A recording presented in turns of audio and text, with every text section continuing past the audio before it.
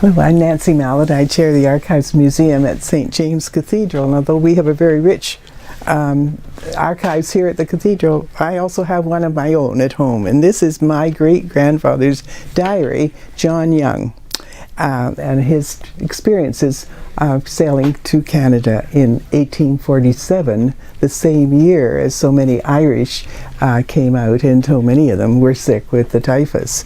He came from Glasgow to Toronto, and we wondered if he knew anything at all about the Irish.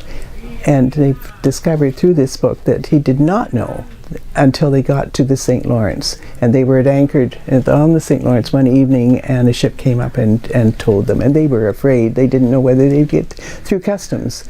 They were healthy on the ship, but what would happen? And they found that they got through customs. That was not a problem. But what was a problem was their reception when they got to Montreal. No hotel would put them up because they were afraid of anybody, any immigrant coming in. They got to Kingston and were transferring to a lake boat, and they thought they were going on to Toronto then. And they found they stopped at another dock and picked up they packed Irish. The ship, he describes the dock as being crowded with thousands of Irish. Many of them were sick, and they crowded on board their ship, and they were afraid. The captain of the ship treated them well. They tried to get paid the cabin fare to get away from those that were sick, and the captain refused.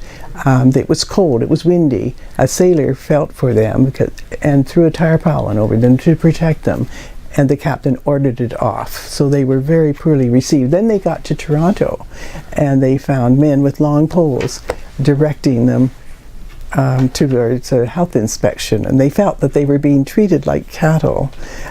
It really tells the story of their experiences when they came to Canada, and it's one of the only first-hand descriptions that we have. So this book has become valuable.